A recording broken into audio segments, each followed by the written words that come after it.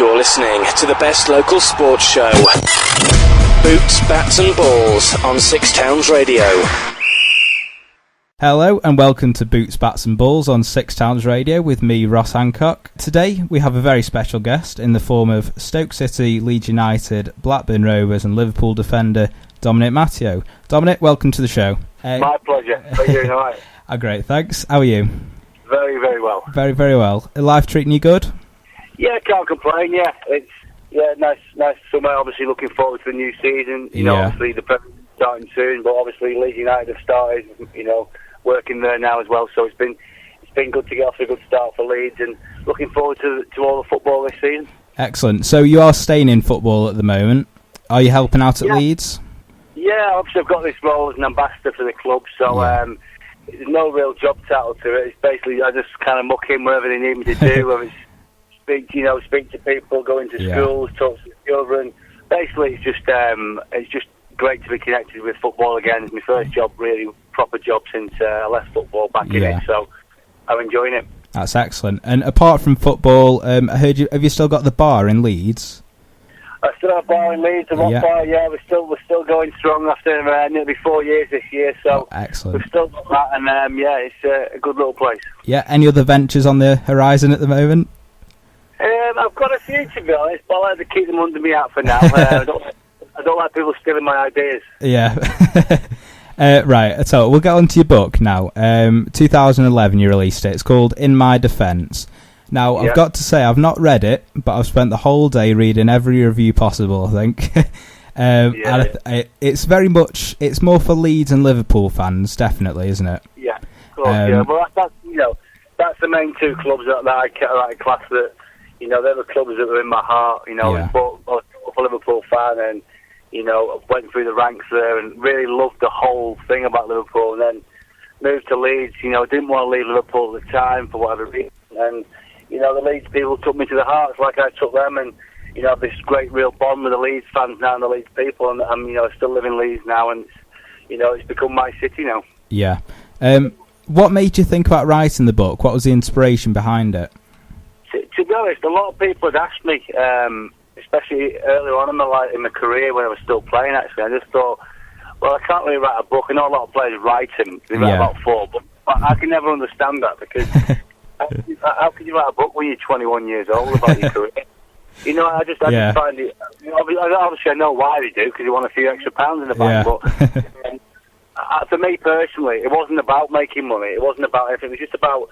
A lot of people had said to me, asked me about my life and my story, and I'm quite a complicated character in a lot of ways, and there's a few things I've messed up on in my life, and I don't beat around the bush when I speak. I always speak honestly when I speak about my football and my life, and it was just a good opportunity to do a book and obviously admit some of my mistakes, and hopefully other people won't make the same ones that I've made. Yeah, I think when you do a book, you do get a great opportunity to air your views. I think, to be honest, there was a lot of things in the book that I could have said about certain managers and certain teammates that I played with. But out of respect for football and out of respect for my fellow professionals and managers, I know how difficult it is to be a manager in a professional football. I didn't really want to come for any players, because I thought, it's tough enough. It's a tough enough job. I know a lot of people won't agree it's a tough job, but at times it can be. And I didn't want to really, like you say, have a real pop at anyone, because I didn't think it was right, and that's the way it sort of came across in the book. And we've talked about your book. You're also doing after dinner speeches. You've recently worked with Razor Ruddock, and Gary McAllister. I think you've got a show. Is it in Keighley in Victoria Hall on the 20th of September? Yeah, Keighley and Max. September the 20th. I think it's selling very well. I think we've sold over 400 now for it. So we're getting close to selling it out. It's going to be a great night. It's going to be a Leeds Liverpool night, which for me is special. Obviously, me and Gary Matt both play for both clubs. Obviously, looking forward to it. And I know Gary Matt personally as well, so it'd be nice to have a few beers with Macca and answer a few questions with the fans. And I love that kind of stuff, because it gives the fans and yourself a chance to talk to them and see how they feel about Liverpool and Leeds. And every time you do a dinner, you get different feedback and different views and opinions of people. So I love doing them. It's good fun. And also, we always like to raise a couple of quid for charity on the night as well. Yeah, excellent.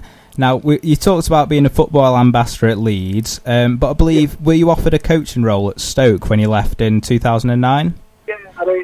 think I was kind of doing a little bit that when I left, but I think me and Tony Pulis didn't really have the same opinions on how football was being played. I just found it difficult to work with a manager who I know you play to your strengths as a coach, but I was brought up that the ball should be played on the floor, from the goalkeeper right the way through to the strikers. And I think, no disrespect to Tony, he likes it a different way round. He likes to get the back four pushed up and play it forward early. And, if I had tried to do training sessions like that, I know that Tony wouldn't like that. So, because he wants all the teams to play the same way from the young right the way through to the first team, which is fine because that's the way they play. But for me, I'd like to be, if I was going to be involved as a coach, I'd like to be teaching kids the same things I was taught when I was a young lad at Liverpool. Yeah. So what was your relationship like with Tony? Did you get on well? I think as a player we got on very well. I mean, my injuries were really bad towards the end of my career. I mean, really bad. I was having a lot of injections to play games and stuff. I didn't want to miss games, but at times I had to because my body was just telling me that I just couldn't play. But I think me and Tony got on fine. He got me to Stoke for a couple of reasons, for my experience as a player, and also to get the dressing room banging and bouncing. And that's one thing we did. Even when I wasn't playing, we had a great dressing room there on the field where we would have died for each other as players. We didn't have a great team, but you know what? We got promoted. We had a way of playing, and it worked. And I'd like to think that if you spoke to Tony, he'd say I was a big part of that. Yeah, definitely. And one of the players that were there, he made a fantastic debut. He scored on his debut. It was in August. Ryan Shawcross. Now he's the captain. You were made club captain that season. Ryan Shawcross now the captain. Have you kept a close eye on his progress? Yeah, I mean, when he came to the club, he's obviously come with a bit of pedigree, been at Man United. Well, fair play to him. He wasn't getting his games. He thought it was time to come away, learn his trade at a club like Stoke, which he did. I mean, he's a fantastic player. I think he's one of those players who will get better. I think he'll get better if he plays with better players. I know he's had probably a bit of interest from bigger clubs in the league. Yeah. For me, at some point, I'd like to see him move to a bigger club because I think he could play even at a higher level. I think he's a real improver. He's a player that I have a lot of time for because at training he works so hard in training after training to become a better player. And I think he's, for me, one of the most improved players in the Premier League. He's a little bit of an unsung hero, really, but it's great to see that he gets his credit at Stoke City because the fans are fantastic there, and obviously they really appreciate him. I think all his players there do as well. Definitely, yeah. Do you still keep in contact with many of the Stoke players from that sort of era? Not really, to be honest. I'm not one for really keeping in touch with footballers after football, me. I just, I've got my own life, I get on my own thing. If I see them, I see them. We'll have a beer together, we'll have a chat about it and stuff, but like you say, I'm not one for really keeping in touch with many players. Yeah. Now, I'm going to take you back quite a while now. I'm going to take you back to when you were a bit of a wee nipper at Liverpool. You signed up to the academy at age 10 or 11, was it? 10, I think it was. 10, yeah. But you already knew Kenny Dalglish through Birkdale United, is that correct? Yeah, well, Kenny's son played for Birkdale United as well, so obviously Kenny came down to the odd game, and that's when we all kind of stepped our games up when he was watching. So, no, I think we had a really good team at the time as well, so I think Kenny used to come down, have a little look at the games and stuff, and I think as a boy, when you hear those Kenny Dalglish and he's stood on the touchline watching you, definitely, it was quite a moment in your life. But even if I see Kenny nowadays, I still can't get the words out because for me, he was the best footballer and the best role model I've ever seen. What I loved about Kenny was not just his football; it was off the field. Every single autograph he signed, I remember because he signed some for me, he made you feel so important. Yeah. And so, he looked you in the eye, he said, "What's your name, son?" All that kind of stuff. Little things like that I've carried on myself and I've kept them things and I use them things myself in life now. And it's always thanks to people like Kenny that, I've got them traits. Definitely. So do you think his presence sort of made you want to pursue the dream of playing for Liverpool then? I always wanted to be a footballer. I mean, the thing is, when you're a lad like me, you haven't got many options. I wasn't that great at school, probably could have been, but just, one of those I couldn't really bother. I do regret that. I want my kids to be academic. I want them to do well now. So it's like, when I was growing up, it was kind of different for me. All I wanted to do was football. And my mum and dad were so supportive of me that they were probably the people that helped me out most because they never pressured me into anything. All they used to do was drive me everywhere I had to go with football. And I think inspirationally, like when you talk about people like Dalglish and stuff, I think if you speak to a lot of players in the early ages of their career, it's the family and friends who drive you around that really have helped you out to become a footballer, because they're the people that have, like you say, I couldn't have done it without them. Yeah. Now, I'm going to make you feel quite old here, because you made your debut October 93. I was only 5 months old, right? God, I hear stuff like that all the time, you know, like. But you made almost 130 appearances at Anfield, so you must have some pretty great memories of being there. Yeah, I mean, the thing about Liverpool is, like, I mean, from the days, I mean, I've been stood in the old boot room cleaning boots, hearing the old coaches talking behind you, you know, over a glass of whiskey, discussing the weekend's game and how training's gone and stuff. For me, they're just moments I'll never forget. Forget the games and all that kind of stuff. Being a part of all that at a young age was something that'll stick in my mind forever. You know, and people like Ronnie Moran, you know, 50 odd years at the club, and the advice that he gave me was always simple, great advice. And you know, I'm not the cleverest of blokes in the world, but when someone gives you a little bit of advice and it's from someone like him, and it's so simple, you take it on board. And I think, you know, it was just such a privilege to be brought through that academy. Definitely. Joining a fantastic range of players as well. I mean, it's a great time for Liverpool. Michael Owen, Steven Gerrard, Carragher, Fowler, the list's endless, really. I mean, we were so lucky with the academy. You know, I've got the picture myself on my wall at home of the lads who came through the academy, all of us together. And it's just one of those fantastic times. You know, a little bit lucky that we never won things, really. You know, it's like we had great players there. Just the pity was that Man United had great players as well. You know, and other teams had great, Arsenal had great players. You know, it's just, I think if we probably maybe, I don't know what the word is. I think we should have done better than what we did. In my opinion, I think it was just maybe a couple of, I don't know, maybe a couple of players off being that team that we maybe should have been. Now, I don't really want to go into it too much, but at Liverpool, I've read the reviews of your book. You talk about it quite openly, and I really respect you for that. The drinking culture at Liverpool in those sort of early days. Do you ever sort of regret that and think maybe your career might have panned out slightly differently? Maybe if you'd been a teetotal, perhaps.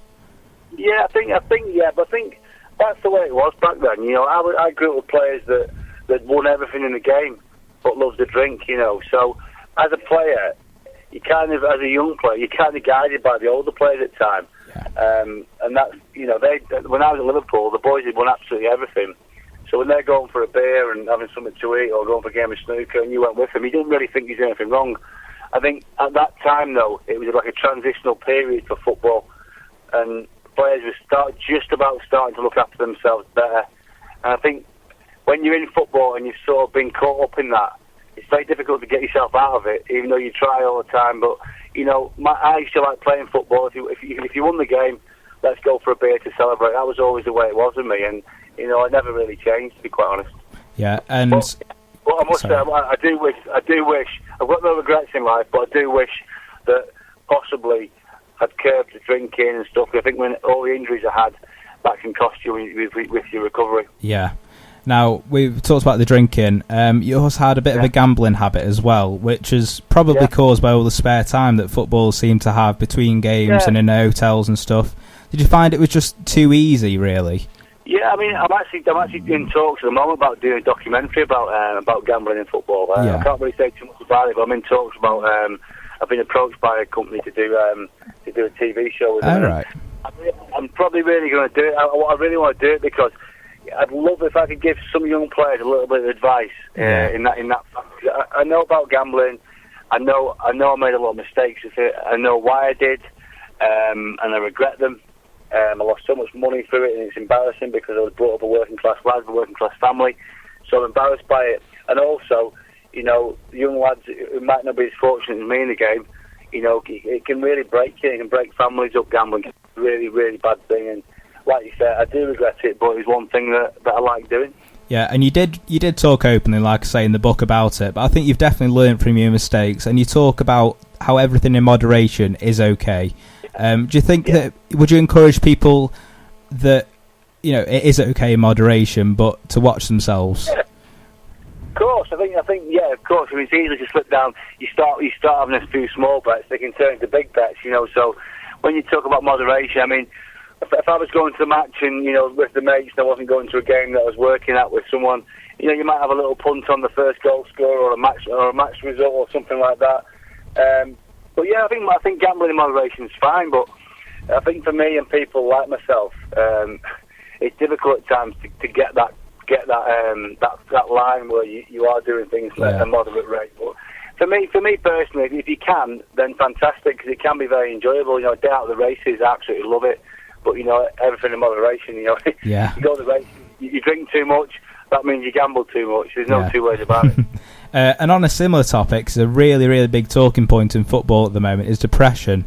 There's a lot of measures in place nowadays, but when you were playing, did you ever feel like a lot of players were suffering with depression, or did you yourself feel like you suffered with depression? I mean, I've suffered from it myself. I think you're lying if you say you're lying, or you're very lucky if you haven't. Yeah. I think we've all been in that bad place at some point in our lives. I think nowadays the players probably get slightly more help. I don't think they probably get enough help still, but they probably get slightly more help than what we got in the early 90s, because there was just nothing about in that area. But like you say, I think nowadays they're fortunate, the players, that you know, they've got psychologists and they've got all kinds of people helping them with this kind of stuff. But you know, depression is a serious thing. People don't sometimes get it. They think, oh, what you got to be depressed about? You're earning lots of money. You're a footballer. That's not always true. Sometimes, you know, you might be earning lots of money, but you might be very unhappy. People don't actually know when you go home and, you know, you're sat at home on your own and you've got no family around you and you're living on your own. Yeah, you might have a nice car outside. Yes, you might have loads of money in the bank, but that's not always happiness for a lot of people. Yeah. Now, you talked about the injections earlier. The cortisone injections, the painkiller injections to help you get through games. Would you still recommend those injections to people, or would you say that they should stay out of the game and recover properly? I mean, of course, I'd say that now. The thing is, don't get me wrong, if you're going to go and play in a cup final, you're going to play in a big semi-final or a quarter-final or something, you know, any kind of really big, important game, and you know, a local anaesthetic will help you get through the game, you know, I know I'd go and have the injection. Yeah. But when you're having injections like cortisones, or you're having local anaesthetics to play games, you're obviously not doing yourself any favours. And I found that at the time you're kind of okay, maybe a bit sore afterwards, and you couldn't walk for a few hours. But I think later on in life, which I'm finding now, that my back, I had to have an operation, had some discs removed from my back and stuff. Yeah. That I sort of copped for it further down the line, you know. And I think eventually your body tells you that, you know, enough's enough, and I wouldn't recommend it. I think, you know, you should heal, an injury should be dealt with properly. But you know, football, there's so much money and so much prestige involved with it. You know, players want to play and they don't want to lose a place in the team, and managers want to play. There's a lot of pressure out there to have these injections sometimes. And on that note, at Stoke, I believe you played with a boot that was a size and a half too big to accommodate the swelling on your foot. Did that affect your performances quite a lot? Probably, lads will probably tell you it did. It was, I used to have 2 injections into the sole of my foot, which was quite painful, to be honest. Before most games, I had 2 broken bones in my foot, so basically they didn't just inject the sole of my foot, which the lads used to find hilarious. I don't know if you've ever had the soles of your feet injected with big needles. It's not very nice. I can't imagine it is. No, and then you've got to get your head round playing the game for 90 minutes. Yeah. So basically, my foot used to swell a little bit and go a bit numb, so I couldn't really feel my foot too much. Yeah. So what I'd do is I'd wear half a size bigger just in case it's the swelling. Because obviously, when you're playing, your feet get hot, your feet can swell a little bit. So I used to wear half a size bigger to get through the games. Yeah. Now I've got some questions from some Stoke fan page called Fortress Britannia to put on there that I was interviewing you and for people to ask questions. So we've got a few here. We've got 3 from a guy called Steve Pierce, and he says, what are the best and worst bits about being a professional footballer, firstly? The best bits are, for me, obviously it's the best job in the world, and you're doing something you love, and, you know, you're so lucky to do that. I think going out and playing in front of big crowds and great stadiums is also a big, massive part of it. So, yeah, I think that's the best side of it. I mean, the worst side of it have got to be what we've just talked about. Is probably the injuries and the likes of the depression and that kind of stuff. And I think, like you say, everyone always thinks that, you know, everyone sees Dominic Matteo and they see how happy he'll be all the time. But, you know, we all have bad days as well. I think sometimes that, you know, that depression and that side of it is something that, you know, I suffered with, and it's not a nice thing. No. The other two questions sort of go into each other a little bit. The first one is, do the crowds have any effect on the game itself, and can you tell when the home supporters are being hostile towards you as the visitors? Yeah, of course you can. Yeah, I think you'd be lying if you said as a player. I think if your fans are really up for it, it definitely gives you a bit of a lift, and especially if the stadium's full and they're all singing and getting behind you, you definitely want to perform more for them and get them a result. And also, if your fans are giving you a hard time, you definitely know about it. I always did. You know, it's one of those, you give a few bad balls away and you can hear the fans sighing. The next one comes to you, give that away, you can hear the sides get louder. So, you know, you do feel that as well. I must say at Stoke, you know, been at a lot of clubs, must say the fans there were absolutely fantastic with me. And, you know, they've got a fantastic support there. I've been very lucky because some of the clubs I've played at, Liverpool, Stoke and Leeds United, have probably got three of the best fan bases, you know, in the world or in the country. I mean, just absolutely unbelievable fans, all three of them, and, you know, like you say, it's a real privilege to play for them. And on that note, we've got one final one from Lee Wagstaff on Facebook. It's not so much a question, but I'll make it into a question. He's from Youth Toxeter, and he says, please can you thank Dom for the goal he scored against Derby? I think you made his life a lot easier that weekend. But that was the only goal that he scored for Stoke. I think, was it a header? I think it was a header from a Lee Hendry corner, wasn't it, I think, if I remember? It was, that was it. Crossing their post and headed it in, yeah. Like you said, I didn't score many, so I always used to celebrate them like I'd score. When I scored, it was proper. But, you know, it's nice to hear stories like that. I mean, I hear stories, you know, of Leeds fans all the time about a certain goal, and some stories I hear are just like unbelievable. And it's nice that goal can make somebody's day or weekend, and that's a nice side of football. I think we'll go on to probably your most famous goal, though, now. We're going to talk about Leeds. Now, I think this is probably the most special moment of your career. I mean, you had two fantastic games against AC Milan. You made your debut and you won at Elland Road. And then you sort of wrote yourself into Leeds folklore a bit with that goal past Dida. Do you think that is probably the best night of your life as a footballer? I don't see how it can get any better, to be honest. I mean, my family are Italian on one side. I'd made my debut against AC Milan. We need to get a draw at least to qualify for the next stage of the Champions League. We're playing in the San Siro. We've got about 1 million Leeds fans behind the goal, all singing all night. And then to score that goal, forget the goal for me. It was just the whole fans player thing after the game. You'll never see that again. You'll never see. I think how many was it? 8,000 Leeds fans, I think, on a night or something like that, singing with the players. You know, like, we're singing to them, they're singing back to us. I've never ever seen that happen in football before, and it was just one of those special nights that you had to be there to believe it in a way. And I speak to people every day of my life now about that night. I've even had it today. Out doing having a bit of lunch, a bit of shopping, you know, and people still speak to me like goal. There's not a day goes by in Leeds that someone doesn't mention that to me, and I'm just so happy. I'm just so happy that it happened that night, and you know, it was a special night for a lot of people. And the funny thing is, it's the people who were there tell the kids about it. You know, so it gets passed on through generations. So it's just such a nice story. And unfortunately, we lost in the semi-finals. It'd been nice to got to the finals here, but a great night and one that I'll never ever forget. Now, Leeds did have quite a few incredible years. In fact, I think they were top at New Year's Eve at one point, or New Year's Day, sorry. But unfortunately, the dream, it was a bit of a nightmare in the end. The financial crisis at Leeds. It was long contracts and big wages, but were the players aware of what was happening? I mean, I kind of thought I was, but obviously, when you're doing well as a club and you're winning games and you're at the top of the league, then the money will be coming in. You know, if you're in the Champions League every year, you know, the money's definitely coming in. So it's not so much a problem. The problem happened when we didn't qualify for the Champions League, and you've got players sitting there on 4 or 5 years contracts on big money.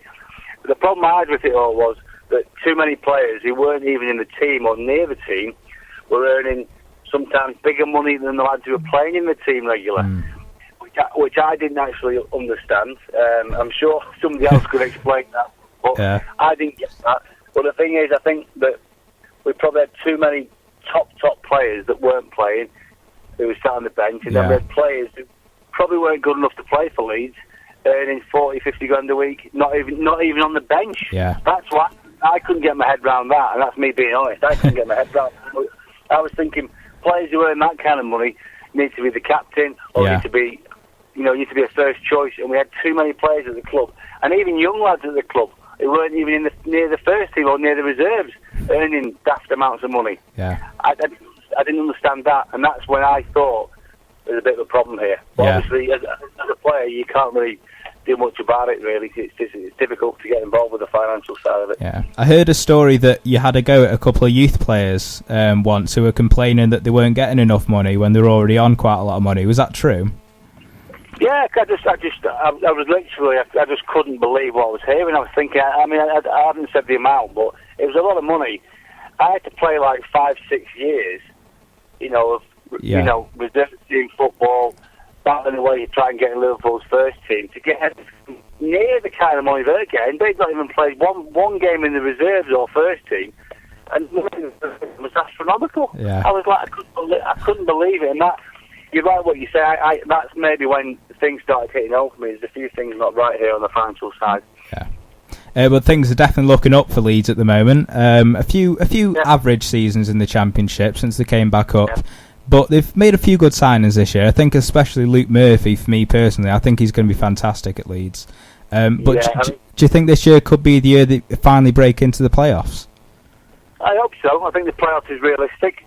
It's a tough league, a lot of games. We've had two tough games. Brighton, obviously the cup game, 2-2-1 wins. So you can't really ask more of the players than that. We've got a tough game at Leicester at the weekend. It's a tough league. I think you're right. I think Luke Murphy could be a good signing. £1 million, a lot of money for a lad. But I've been very impressed by the way he plays the game. I think when he gets his fitness, he gets a lot fitter. He has a bit more of an influence, but he's definitely one to look out for this season. Looks a real class act. They've got some good players there. Ross McCormack's got a lot of interest from other clubs, but loves it at Leeds. And I think in general, there's a bit of a feel-good factor about the club again as well. So hopefully, the fans will stay on side, which they always do. And get a bit more money into the into the manager, so he can buy a couple more players. But I think that the top six will be realistic. I think if they weren't in the top six this year, I think we'd all be disappointed. Yeah. How would you get on with the new manager, Brian McDermott? Yeah, I met him a couple of times. He's a really good guy, real football guy. Wants things done right, wants his players to do well for him. He's one of those guys, when you meet him, he's got a nice side to him, a nice football side to him, and a nice way about him. Really down-to-earth bloke, and I think they've got a good manager in him, a really good manager. And obviously he's been there before and done it with Reading, so let's hope he can do it again with Leeds. Now we're going to go back onto your own career again.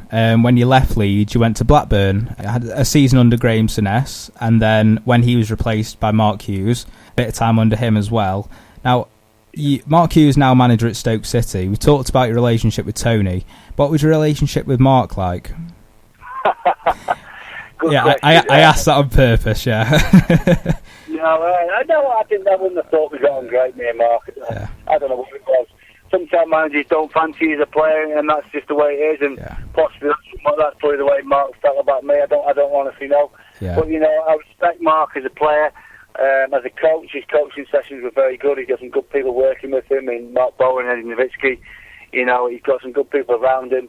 He's a good manager. He gets his teams well prepared. They'll be very fit. He likes his players to be fit. But my relationship with Mark, it was what it was. It wasn't really the best relationship in the world, being totally honest. But I've got a lot of respect for the guy. Amazing footballer, and anyone who puts himself up as a manager, is a brave man. Everyone says he gets paid well, but it's still a tough job to do. So, I never like to give anyone any grief, but our relationship, well, I wouldn't say it was perfect, but fair play to him. He's having a go. How do you see him doing at Stoke this season? Do you see him struggling? I don't know. It's a real tough one, that, because obviously Tony's been there for so long, and a new manager coming in.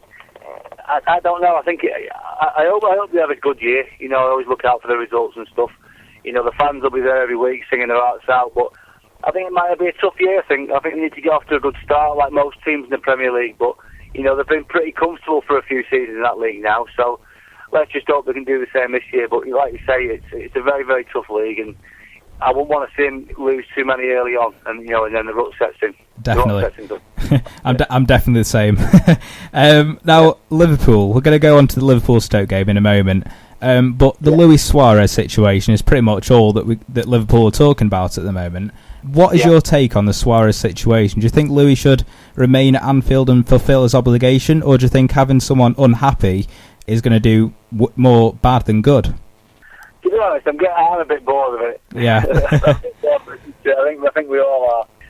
Me personally, after all, he's a fantastic player, but the way the club and the supporters have stood up for Luis Suarez, the least I would have expected from him was one more year, in my opinion, of having a real good go, because they've got Brendan Rodgers in now. He's got some good players for this. He's got some good players in. They've had a really good pre-season, and that doesn't mean nothing. They're trying to buy a few more players.